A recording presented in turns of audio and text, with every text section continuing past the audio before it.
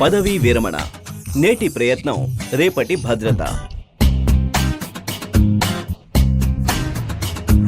తండ్రి 39 సంవత్సరాలు, బబ్లీ 18 సంవత్సరాలు. పదండి నాన్న, మనం పరిగెత్తాలి. తాతగారి ఫిట్నెస్ చూడండి.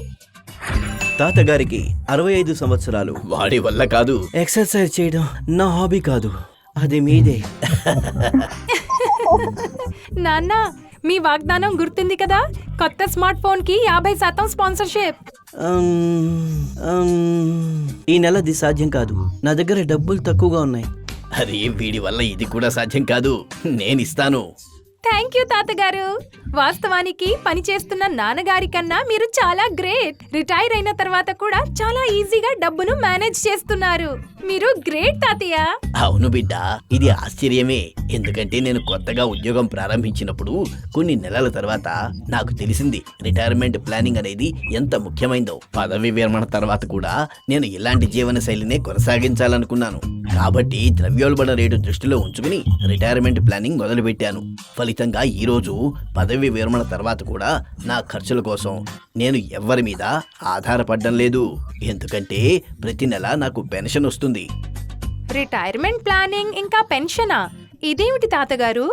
చెప్పండి తాతగారు, నేను కూడా మీలాగే పదవి విరమణ తర్వాత టెన్షన్ ఫ్రీ జీవితం గడపాలి. తప్పకుండా చెప్తాను. చూడు తల్లి, సాధారణంగా 60 ఏళ్ల తర్వాత కూడా ఖర్చులు అవుతూనే ఉంటాయి. ఆ ఖర్చులను నిర్వహించుకోగలగడాన్ని రిటైర్మెంట్ ప్లానింగ్ అంటారు. అలాగే దీన్ని దృష్టిలో ఉంచుకొని మనం చిన్న వయసులోనే డబ్బును పెట్టుబడి పెట్టడం ప్రారంభించాలి. అందుకే నేను నా రిటైర్మెంట్ ప్లానింగ్ నా మొదటి నెల జీతం నుంచే ప్రారంభించాను. అలాగే పెన్షన్ అనగా ఏమిటి అంటే, ప్రభుత్వం లేదా యజమాని నెలవారీగా లేదా క్రమం తప్పకుండా పదవీ విరమణ చేసిన వ్యక్తులకు ఇచ్చే డబ్బన్నమాట. ఓహో, రిటైర్మెంట్ ప్లానింగ్ అంటే పదవి విరమణ తర్వాత కూడా ఆర్థికంగా స్వతంత్రంగా ఉండటానికి తగినంత డబ్బును కూడబెట్టుకోవడానికి ప్లానింగ్ వేసుకోవడం అన్నమాట. నేను అర్థం చేసుకున్నది కరెక్టే కదా తాతయ్య? అవును బబ్లీ, దాన్నే రిటైర్మెంట్ ప్లానింగ్ అంటారు. కానీ తాతయ్య, మీరు దాన్ని ఎలా అమలు చేస్తారు? రిటైర్మెంట్ ప్లాన్ చేసేటప్పుడు 3 విషయాలను గుర్తుంచుకోవాలి. 1, ఒక వ్యక్తి సాధారణంగా ఎన్ని సంవత్సరాలు జీవిస్తాడు అని అంచనా వేయడం. 2, రిటైర్మెంట్ తర్వాత నెలవారీ ఖర్చుల మొత్తాన్ని అంచనా వేయడం. 3, పెరుగుతున్న ద్రవ్యోల్బణం. నాన్నగారు, మీ విషయం వేరు. మీరు ఉద్యోగం చేశారు, కంపెనీ మీకు పెన్షన్ ఇస్తుంది. కానీ నేను చేసేది సొంత వ్యాపారం, నాకెవరిస్తారు పెన్షను? జీవితంలో అప్రమత్తంగా ఉండడం చాలా ముఖ్యం నాయనా. ఎలాంటి అప్రమత్తత? ఒరే అబ్బాయి, నీకు తెలిసుండాలి, నీలాంటి వ్యాపారవేత్తల కోసం ప్రభుత్వ పెన్షన్ పథకం ఒకటి ఉందని. దాని పేరు ప్రధానమంత్రి లఘు వ్యాపారి మాన్ధన్ యోజన. ఇదేం పథకం అండి? నేనెప్పుడూ వినలేదు. అవును, ఈ పథకం చిన్న వ్యాపారుల కోసం, దుకాణదారులు మరియు స్వయం ఉపాధి పొందుతున్న వ్యక్తుల వృద్ధాప్య భద్రత మరియు సామాజిక భద్రత కోసం. ఈ పథకం 18 నుండి 40 సంవత్సరాల మధ్య వయసు గల వ్యాపారులకు వర్తించే స్వచ్ఛంద మరియు సహకార పెన్షన్ పథకం. దీని కింద చందాదారుడు 60 సంవత్సరాల వయసు తర్వాత నెలకు కనీసం 3,000 రూపాయల పెన్షన్ పొందుతారు. ఆహా, మంచి పథకం. కానీ ఆ పథకం గురించిన మరికొన్ని సందేహాలు నాకున్నాయి. అరే, చింతించకురా నాయనా. మరిన్ని వివరాలకు www.labor.gov.in/nps-traders సంప్రదించు. నీ సందేహాలన్నీ నివృత్తి చేసుకో. థ్యాంక్స్ నాన్న. నేను వెంటనే ఈ పథకం గురించిన సమాచారం సేకరించి రేపటి నుంచే ఈ పథకంలో పెట్టుబడి పెడతాను. అది మంచి పని. తాతయ్య, మీరు నాన్నగారి టెన్షన్ అయితే తీర్చారు. మరి నా గురించి కూడా కొంచెం ఆలోచించి నా రిటైర్మెంట్ ప్లానింగ్ గురించి కూడా చెప్పండి.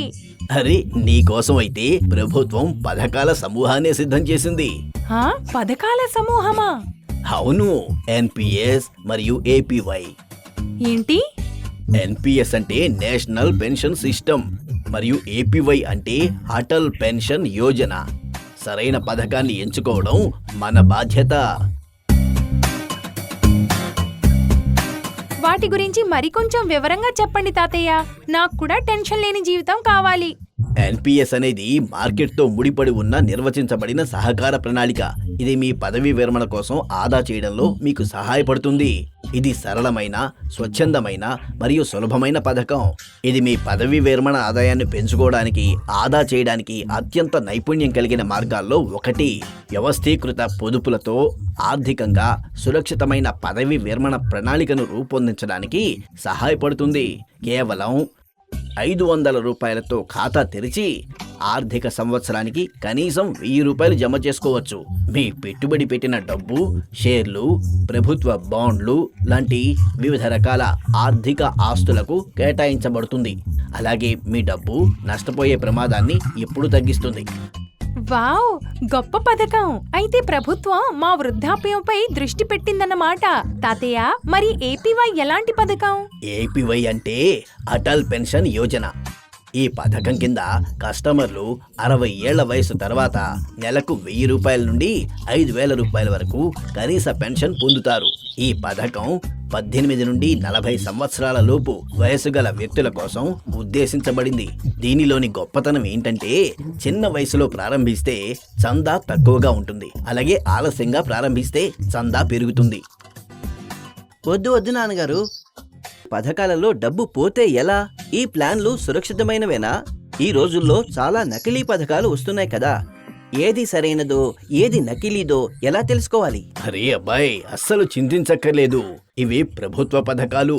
ఈ పథకాలు pension fund regulatory and development authority PFRDA ద్వారా నియంత్రించబడి నిర్వహించబడతాయి.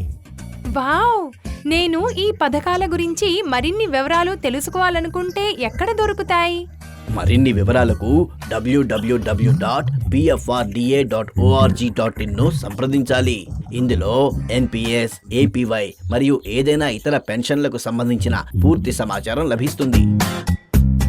తాతయ్య, నా స్మార్ట్ ఫోన్ ఖర్చులో 50% స్పాన్సర్షిప్కు బదులుగా ఆ డబ్బును నా కోసం NPS మరియు APY ఖాతాలను తెరవడానికి ఇస్తారా? నేను స్మార్ట్ ఫోన్ను తర్వాత కొనుక్కుంటాను.